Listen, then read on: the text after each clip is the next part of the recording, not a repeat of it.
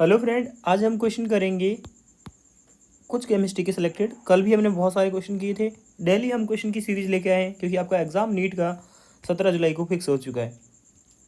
तो आपके कल वाले वीडियो ने भी आपने बहुत फ़ायदा उठाया। आज भी अपन इसमें क्वेश्चन करते हैं। पहला क्वेश्चन है, दिल्ली के किसी एग्ज़ाम में आया हुआ है मेडिकल के 2017 में। बोलता है following pair species have the same bond order. देखिए, जब भी सेम बॉन्ड ऑर्डर का क्वेश्चन आए तो आप क्या करो, एमओटी पे चले जाओ। इसके लिए आपको total number of electron count करने पड़ेंगे। नंबर ऑफ इलेक्ट्रॉन कैसे काउंट करते हैं? नाइट्रोजन के पास 7 इलेक्ट्रॉन होते हैं तो N2 के पास हो जाएंगे 7 और 7 14। ऑक्सीजन के पास 8 होते हैं, 8 और 8 16 और एक नेगेटिव चार्ज का मतलब है कि इसमें टोटल इलेक्ट्रॉन आ गए 17। CO के पास कितने इलेक्ट्रॉन हो गए? कार्बन के पास 6 और ऑक्सीजन के पास 8, 14 इलेक्ट्रॉन। NO के पास, नाइट्रोजन के पास 7 और ऑक्सीजन के पास 8, 15 इलेक्ट्रॉन। ऑक्सीजन के पास 16 इलेक्ट्रॉन और NO के पास कितने थे? 15 इलेक्ट्रॉन थे। ठीक है, NO के पास 15 इलेक्ट्रॉन थे।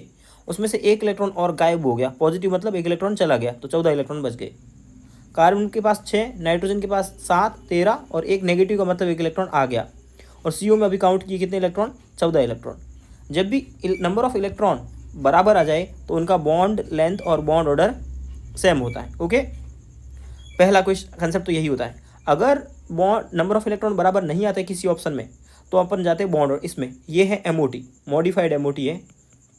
इसमें देखो 14 इलेक्ट्रॉन होते हैं टोटल, तब उसका बॉन्ड ऑर्डर 3 होता है। अब ऊपर भी आप अगर जाओगे, एक इलेक्ट्रॉन कम करते जाओगे तो बॉन्ड ऑर्डर 0.5 से कम होता जाएगा। नीचे भी अगर आओगे तो बॉन्ड ऑर्डर 0.5 से कम होता जाएगा और बॉन्ड इलेक्ट्रॉन है जो एक से बढ़ता जाएगा। ठीक है, 15 आया इलेक्ट्रॉन, 16 आया, 17 आया, 18 आया।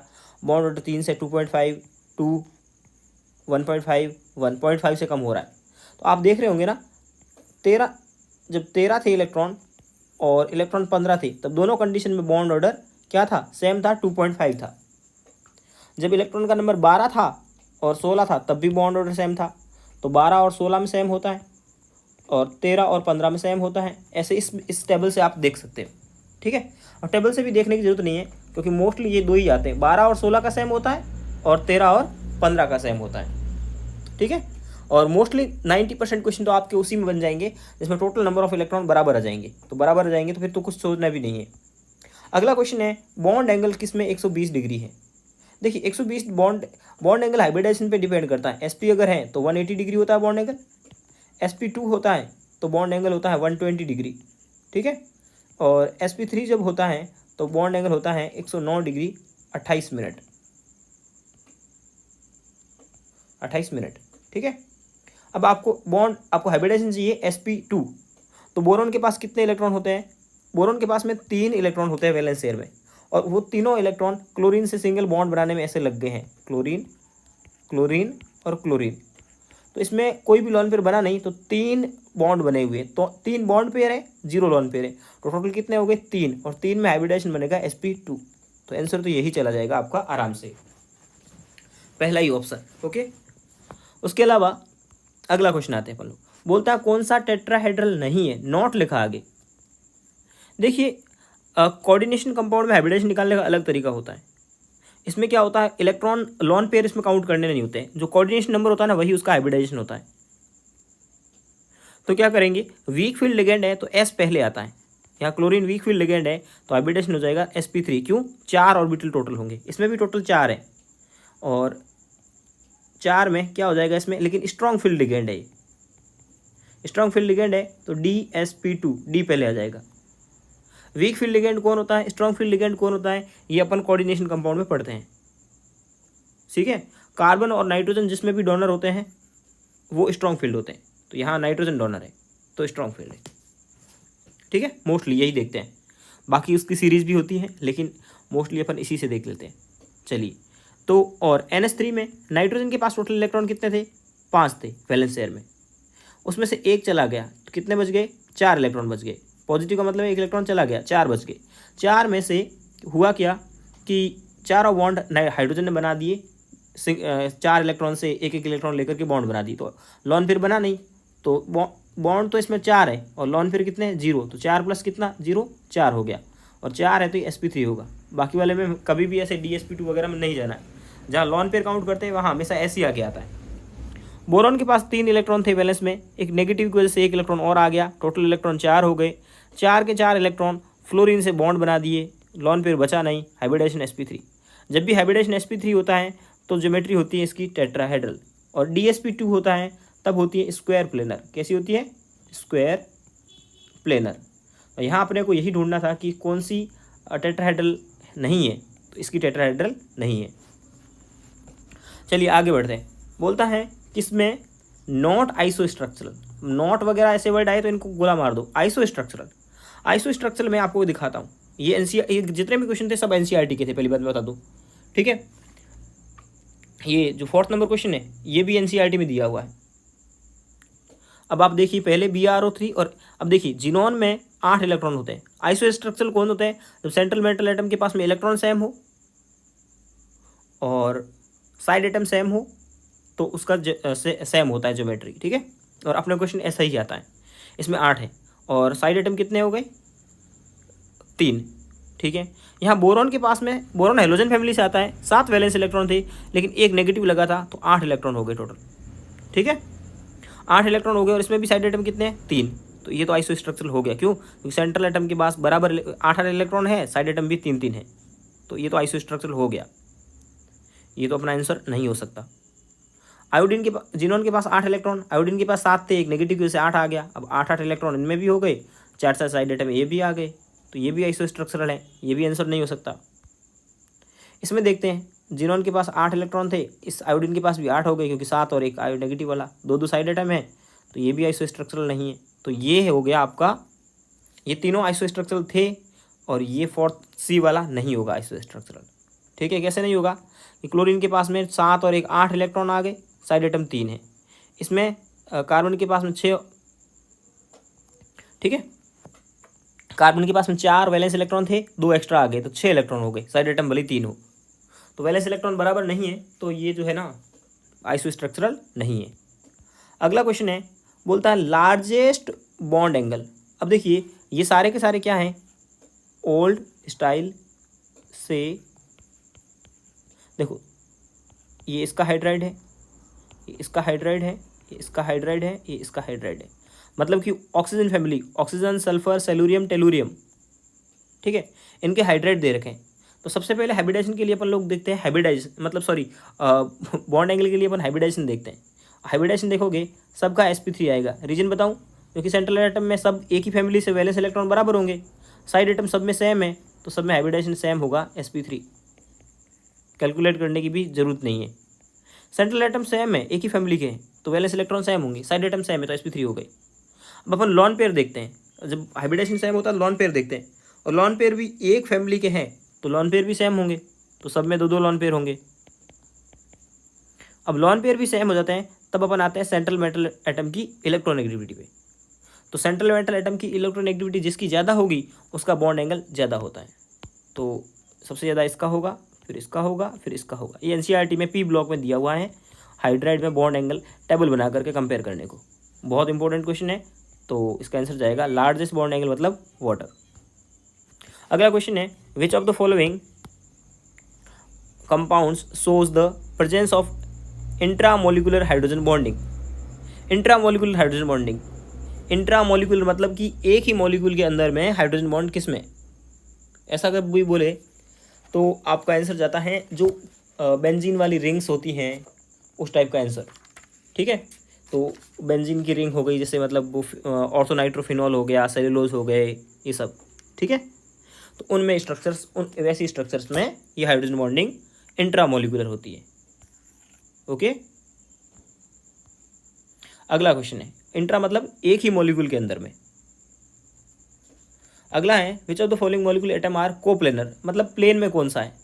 प्लेन में होने के लिए हाइब्रिडाइजेशन होना चाहिए sp2, प्लेनर होने के लिए हाइब्रिडाइजेशन क्या होना चाहिए, एक ही प्लेन के लिए। ऑर्गेनिक का क्वेश्चन है, 2016 नीट में आया है, प्लेनर होने के लिए sp2 हाइब्रिडाइजेशन होना चाहिए।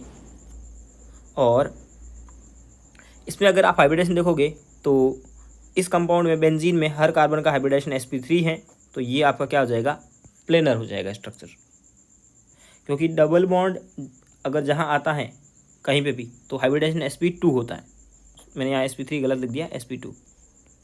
किसी कार्बन के पास में एक डबल बॉन्ड है, हर एक कार्बन के पास में एक डबल बॉन्ड है, तो उसका हाइब्रिडाइजेशन sp2 होता है। कोई सा भी कार्बन देख लीजिए, यहाँ मोड़ पे एक कार्बन है और कार्बन के पास में डबल बॉन्ड है। जब भी ऑर्गेनिक में हमेशा याद रखो, जब भी है ना, देखो ऑर्गेनिक में आप क्या याद रखोगे कि अगर सारे के सारे सिंगल बॉन्ड है तो हाइब्रिडाइजेशन होगा sp3। ऑर्गेनिक में ये काम करता है, ठीक है। एक डबल है बाकी सिंगल है तो होता है sp2।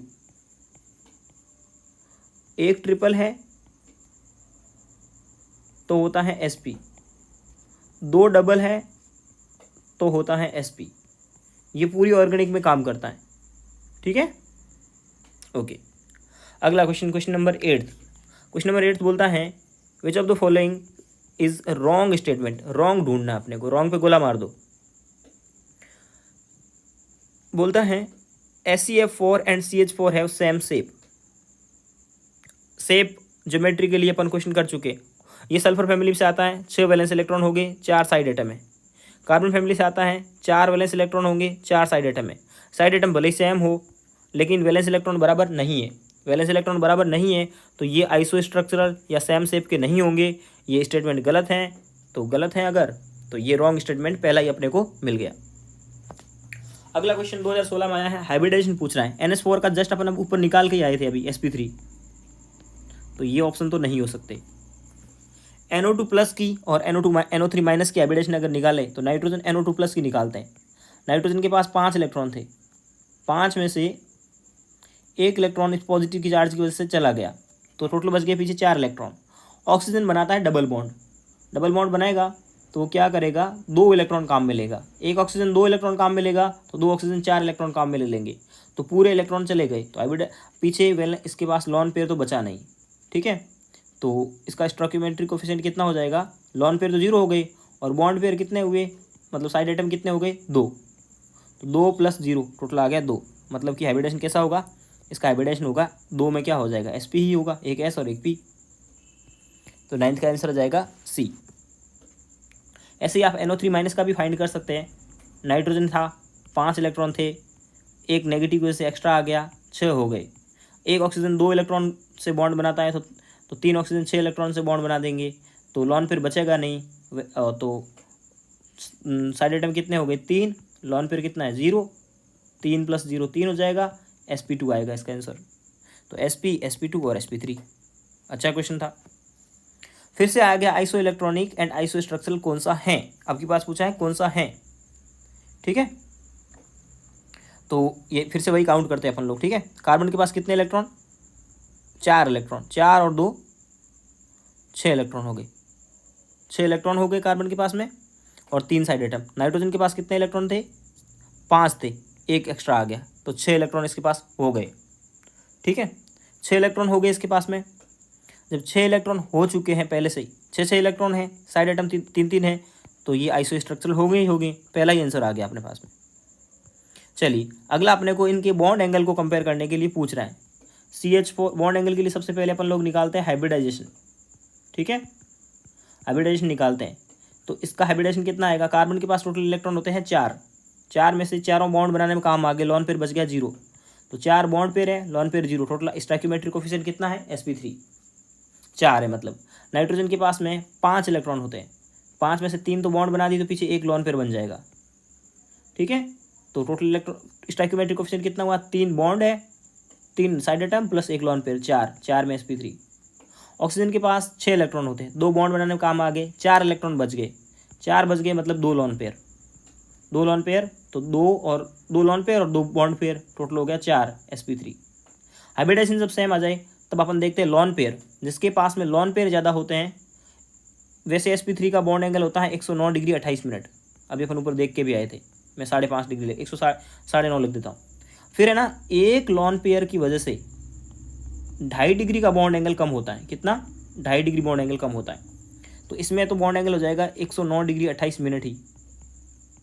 इसमें एक लॉन पेयर है तो इसमें से 2.5 डिग्री कम कर लो तो 107 डिग्री हो जाएगा। NCERT का डाटा है 107 डिग्री, 109 में से 2.5 कम कर लिया। इसमें 2 लॉन पेयर हो गए तो 2.5 और 2.5 5 डिग्री कम कर लो, ठीक है, सीधा 5 डिग्री कम कर लो तो 104.5 डिग्री, 104.5 डिग्री हो गया सीधा। अब इसके स्टेटमेंट को कंपेयर कीजिए।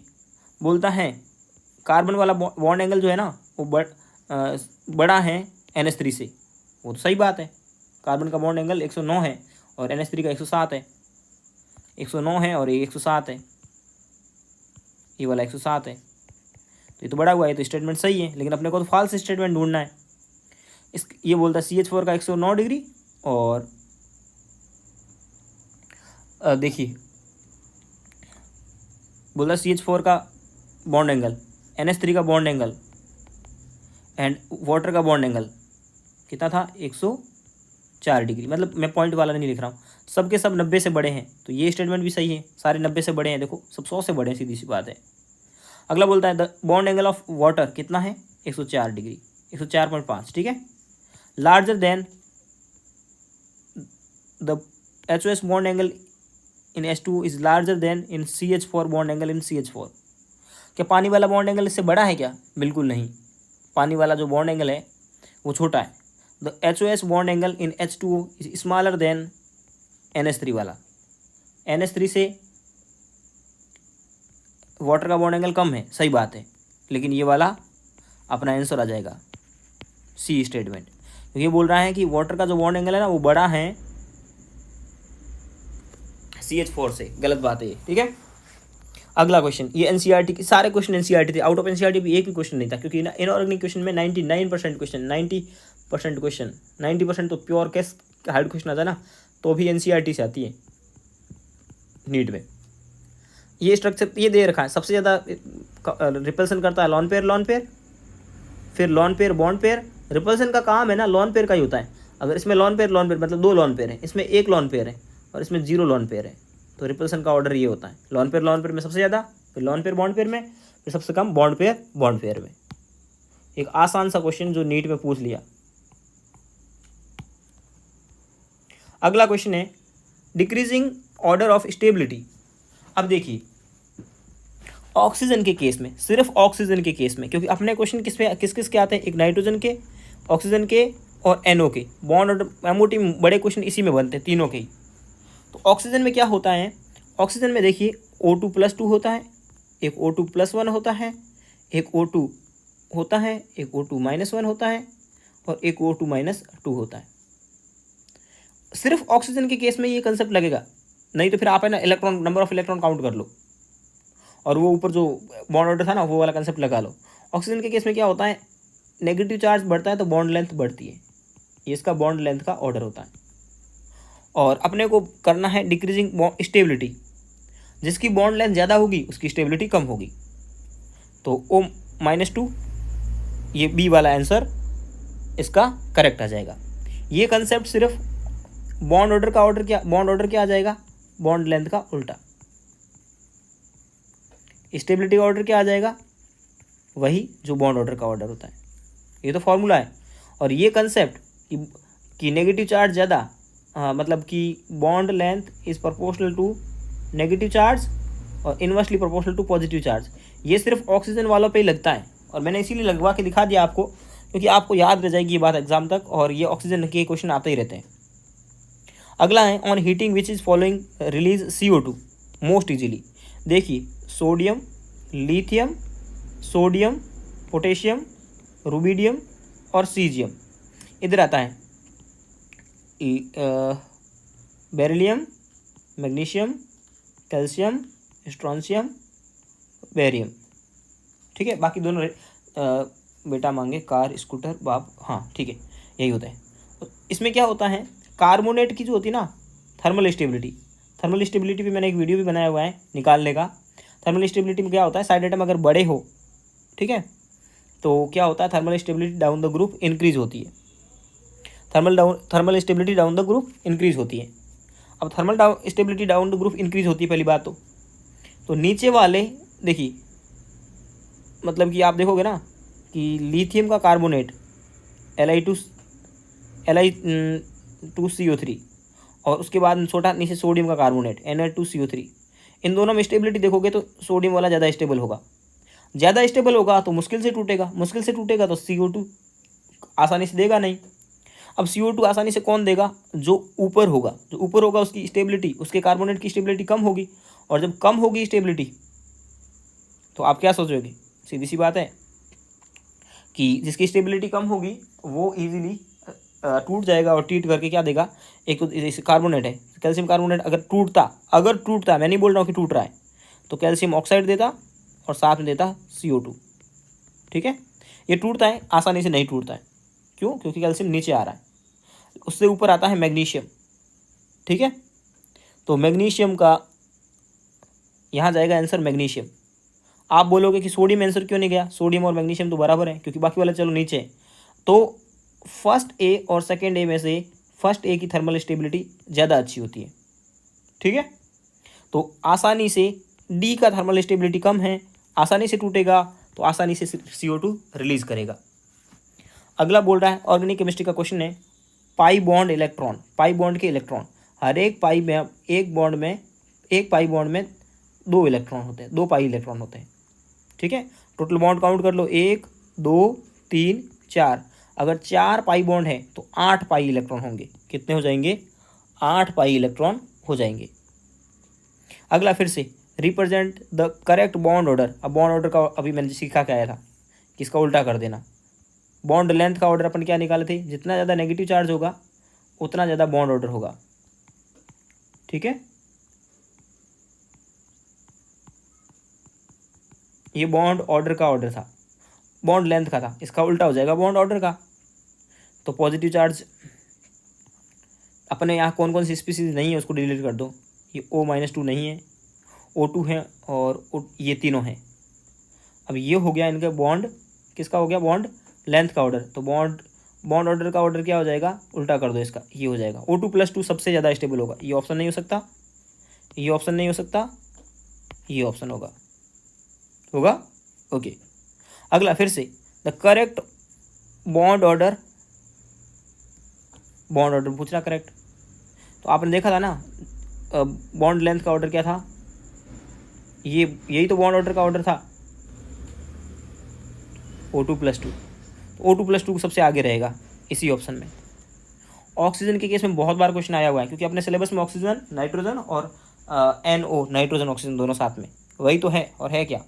इसके अलावा बेरिलियम, मैग्नीशियम और एक आध NCERT की जो लाइनें हैं CO2 की, MOT इतनी लंबी पढ़ने की जरूरत नहीं होती। ऑक्सीजन के बारे में पढ़ लो, यही ऑर्डर जो मैंने बता दिया ना आपको, वही ऑक्सीजन के बारे में इतना बहुत है। कितने पाई इलेक्ट्रॉन होते हैं, कभी कभार एक आध बार वो क्वेश्चन आता है। 5 से 7 क्वेश्चन तो है ऑर्गेनिक के NCERT में, और NCERT के तो क्वेश्चन आते हैं। और एक है कि C2 में 2 पाई इलेक्ट्रॉन होते हैं। C2 का बॉन्ड ऑर्डर 2 होता है और 2 ही पाई के इलेक्ट्रॉन होते हैं। B2 का बॉन्ड ऑर्डर, इसका बॉन्ड ऑर्डर 2 होता है। ठीक है, और दोनों के दोनों बॉन्ड पाई होते हैं। B2 का बॉन्ड ऑर्डर 1 होता है और इसमें जो पहले बॉन्ड बनता है वो पाई ही बनता है। एक लाइन ये NCERT में लिखी हुई है, कुछ खास आता नहीं इसमें। ठीक है ना। Which of the following pair ions are isoelectronic. Isoelectronic मतलब कि इलेक्ट्रॉन किसमें बराबर है, इलेक्ट्रॉन का नंबर काउंट कर लो आप। ठीक है, इलेक्ट्रॉन का नंबर काउंट करना आसान बात है बहुत। इसमें काउंट करते हैं। सल्फर में कितने होते हैं? 16 इलेक्ट्रॉन, 16 प्लस ऑक्सीजन में 8 दिए 24 और 2 ये हो जाएंगे बड़ी सी अजीब सी, मतलब इलेक्ट्रॉन आप काउंट करोगे। ठीक है, इतना कैलकुलेशन कौन करेगा, इसीलिए मैं आपको शॉर्ट तरीका बताता हूँ। देखिए, शॉर्ट तरीका ये है कि इसमें ये एक चीज़ कॉमन है, O3। तो O3 कॉमन है तो इसके इलेक्ट्रॉन मत काउंट करो, सिर्फ सल्फर और नाइट्रोजन के इलेक्ट्रॉन कंपेयर कर लो। सल्फर और नाइट्रोजन के, सल्फर नीचे आता है ऑक्सीजन फैमिली में, 16 इलेक्ट्रॉन है इसके पास में, 16 और 2 18 हो गए। नाइट्रोजन के पास 7 होते हैं, तो 7 और 1 8 हो गए। तो ये तो अलग इलेक्ट्रॉन बराबर नहीं हुए, ये आंसर नहीं हुआ। ठीक है, O3 इन दोनों में भी कॉमन है, कॉमन को हटा दो। इसमें क्लोरीन है, कितने होते हैं? 17 होते हैं, 17 और 1 नेगेटिव का 18 इलेक्ट्रॉन हो गए। सल्फर में 16 होते हैं, 16 और 2 18, तो 18 इलेक्ट्रॉन है, ये आ गया आंसर आपका। तो सबके इलेक्ट्रॉन काउंट करने की जरूरत नहीं है, जो कॉमन है उसको हटा दो, फटाफट होगी कैलकुलेशन। यही चीज़ें आप सीखने के लिए मेरा वीडियो देख रहे हैं बस। मैक्सिमम बॉन्ड एंगल, सबका हाइब्रिडाइजेशन निकालना पड़ेगा। ठीक है, अभी NO2 का हाइब्रिडाइजेशन अपन ने निकाला था, क्या था? SP। और NO2- का भी निकाला था अपन ने, नहीं निकाला होगा शायद, कोई और था। तो SP से ज़्यादा बॉन्ड एंगल किसी का हो नहीं सकता। अब देखो इसका हाइब्रिडेशन अगर आप निकालोगे, नाइट्रोजन के पास 5 इलेक्ट्रॉन होते हैं, एक एक्स्ट्रा आ गया, 6 हो गए। 6 इलेक्ट्रॉन को 3 ऑक्सीजन ने बॉन्ड बनाने में काम में ले लिए, तो वो हाइब्रिडेशन लॉन पेयर तो 0 हुए, लेकिन बॉन्ड 3 बना रखे हैं तो SP2 हो जाएगा। इसमें भी SP2 हो जाएगा। ठीक है। तो इसमें जो भी हो, मान लो sp2 हो जाता है, फिर भी sp से ज़्यादा बॉन्ड एंगल किसी का नहीं, हो ही नहीं सकता। sp आंसर आ गया, मतलब 180 डिग्री, 180 से ज़्यादा बॉन्ड एंगल होता नहीं है, ठीक है। Which of the following molecule has maximum dipole moment. Dipole moment पे क्वेश्चन आता रहता है, अभी 2020 में भी आया था, ठीक है। मैक्सिमम डायपोल मोमेंट की बात करें तो डायपोल मोमेंट कल वाले वीडियो में अपन ने देखा था कि अगर साइड एटम सेम हो, क्या हो, साइड एटम सेम हो, समान हो, एक जैसे हो, और लॉन पेयर 0 हो तो उसका डायपोल मोमेंट 0 होता है। तो CH4 का डायपोल मोमेंट 0, क्यों? क्योंकि कार्बन के पास में 4 इलेक्ट्रॉन थे, 4 के 4 बॉन्ड बनाने में काम में ले लिए। साइड एटम चारों के चारों सेम है, हाइड्रोजन है। और साइड एटम अलग कैसे होते बताओ? आप बोल रहे हो कैसे हो गए? PCl3F2। अब यार 3 Cl है, 2 फ्लोरीन है, अलग अलग हो गए साइड एटम। और इसमें सब साइड एटम सारे सेम है, क्या है कि चारों के चारों हाइड्रोजन है, इसमें तीनों के तीनों हाइड्रोजन है, इसमें तीनों के तीनों फ्लोरीन है, इसमें CO2। इसमें भी क्या हो गया, कार्बन के पास में 4 इलेक्ट्रॉन थे, चारों काम आ गए बॉन्ड बनाने में, तो इसका भी डायपोल मोमेंट 0 है। तो CO2 का, CH4 का तो 0 हो गया, तो ये तो आंसर हो गया नहीं, मैक्सिमम पूछ रहा अपने से। NH3 में क्या हुआ कि लॉन पेयर 0 नहीं है, एक लॉन पेयर है। NF3 में भी एक लॉन पेयर है। जब लॉन पेयर होता है तब उसका म्यू 0 नहीं होता है। जब एक लॉन पेयर होता है ना, तो कभी भी 0 नहीं हो सकता, तो इसका म्यू नॉट इक्वल टू 0, इसका म्यू भी नॉट इक्वल टू 0। अब एक बहुत डिटेल में एक्सप्लेनेशन करता है NH3 और NF3 में। NCERT खुद एक बड़ा सा पैराग्राफ लिखती है कि NH3 और NF3 में क्या होता है। NH3 में तो बॉन्ड पेयर और लॉन पेयर दोनों की वजह से डायपोल मोमेंट जुड़ जाता है, और इसमें बॉन्ड पेयर और लॉन पेयर की वजह से डायपोल मोमेंट है जो घट जाता है। तो इसमें दो चीज़ें जुड़ रही हैं, 5 और 5 10 हो रहे हैं, और इसमें 5 और 5, या ऐसे मान लो 5 और 10 15 हो रहे हैं, और इसमें से 10 - 5 5 हो रहा है। तो NH3 का डायपोल मोमेंट ज़्यादा होता है। अगला है कौन सा, प्लेनर ट्रायंगुलर शेप का है। प्लेनर ट्रायंगुलर शेप किस में होती है, जब हाइब्रिडाइजेशन क्या होता है, sp2 होता है। कौन सा होता है, sp2। NO3- का भी अपन ने काउंट किया था, sp2 हाइब्रिडाइजेशन था, तो यही हो जाएगा आंसर। ऊपर अपन कैलकुलेट करके आए हाइब्रिडाइजेशन, देखिए NO3 का, तो ठीक है। चलिए अगला question, which of the following organic compound has same hybridization as combustion product CO2।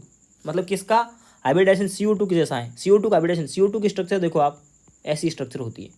Carbon के पास कोई लॉन पेयर नहीं है। वैसे आप बिना स्ट्रक्चर बनाए हाइब्रिडेशन निकालोगे तो कार्बन के पास में 4 इलेक्ट्रॉन होते हैं। ऑक्सीजन डबल बॉन्ड बनाता है, तो ऑक्सीजन डबल बॉन्ड बनाने में 4 इलेक्ट्रॉन खा गया वो, तो बॉन्ड कितने बने हुए हैं, 2 साइड एटम है, और लॉन पेयर 0 है, तो हाइब्रिडेशन हो गया sp। अब इसमें से इनमें बताना अपने को किस में sp हाइब्रिडेशन है, ठीक है, यही अपने से पूछा है। तो इसका देखिए इथाइन मतलब CH triple bond CH, triple bond मैंने अभी ऑर्गेनिक में बताया था, ट्रिपल बॉन्ड कभी भी आ जाए तो वहाँ हाइब्रिडेशन होता है sp। तो यही आंसर आ गया, क्योंकि इसमें भी sp है और इसमें भी sp ढूंढना था अपने को। अगला क्वेश्चन है लास्ट आज का, 23 क्वेश्चन मैंने लिए हैं, काफ़ी होता है 23 क्वेश्चन। 23 मैंने कराए हैं इनऑर्गेनिक के, 23 आप ऑर्गेनिक के कर लीजिए, 23 फिजिकल के कर लीजिए। केमिस्ट्री में इतना डेली क्वेश्चन बहुत होते हैं। Which of the following is polar molecule. Polar molecule का होने का मतलब है कि इसका dipole moment not equal to 0। BF3 में क्या है, बोरॉन सेंट्रल एटम है, बोरॉन के पास 3 वैलेंस इलेक्ट्रॉन होते हैं, 3 के 3 फ्लोरीन खा गया, लॉन पेयर इसमें 0 बच गया। साइड एटम सेम है, लॉन पेयर 0 है, तो इसका म्यू 0 होगा। म्यू 0 है मतलब कि ये नॉन पोलर है। SF4 सल्फर के पास में 6 इलेक्ट्रॉन होते हैं, 4 ले गया तो 1 लॉन पेयर बच गया, ठीक है, तो ये इसके पास, इसका म्यू 0 नहीं होगा, यही अपना आंसर है। सिलिकॉन के पास 4 थे, चारों के चारों फ्लोरीन ले गया, तो इसका म्यू 0। जिनॉन के पास क्या दिक्कत होती है, जिनॉन की स्ट्रक्चर होती है स्क्वायर प्लेनर, एक फ्लोरीन ऐसे, एक फ्लोरीन ऐसे। इसमें क्या होता है, टोटल वैलेंस इलेक्ट्रॉन 8 होते हैं, जिसमें 4 फ्लोरीन ले भी जाता है ना, तो पीछे 4 इलेक्ट्रॉन बचते हैं, और इन चारों इलेक्ट्रॉन की वजह से क्या होता है, इसकी स्ट्रक्चर बनाता हूँ मैं पहले। 2 लॉन पेयर बनते हैं ऐसे ऊपर नीचे। मैंने बोला था लॉन पेयर होता है तब इलेक्ट्रॉन म्यू 0 नहीं होता है, लेकिन मैंने बोला था कौन सा वाला लॉन पेयर, एक लॉन पेयर हो तो। अब इसमें क्या होगा, इसमें म्यू 0 होने की वजह मैं बताता हूँ, इस फ्लोरीन की वजह से और इस फ्लोरीन की वजह से इक्वल एंड अपोजिट आएंगे तो कैंसिल।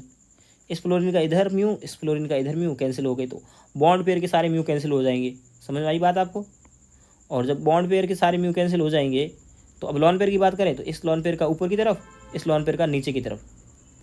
तो लॉन पेयर जब होता है ना तो म्यू 0 नहीं होता है, लेकिन उसके दो एक्सेप्शन होते हैं, माइंड में रख सको तो रख लो, एक XGF4, एक XGF2।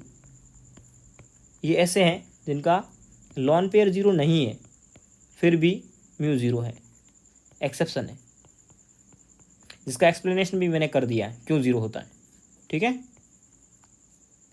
तो कैसा लगा आपको ये वीडियो ज़रूर बताइएगा कमेंट करके। और कल वाला वीडियो भी आपने देखा था तो वीडियोज़ को लाइक करना है, शेयर भी करना अपने फ्रेंड्स के साथ में, ताकि मेरी ये सीरीज़ भी कंटिन्यू रह सके। एटलीस्ट 150 वीडियोज़ का इस वीडियो पे नॉर्मल 150 व्यूज़ तो आने ही आने होते हैं। तो मैं चाहता हूँ कि 50 लोग इसको शेयर भी करें, तो मेरा इस पर टारगेट है 200 व्यूज़ का। Okay, thank you.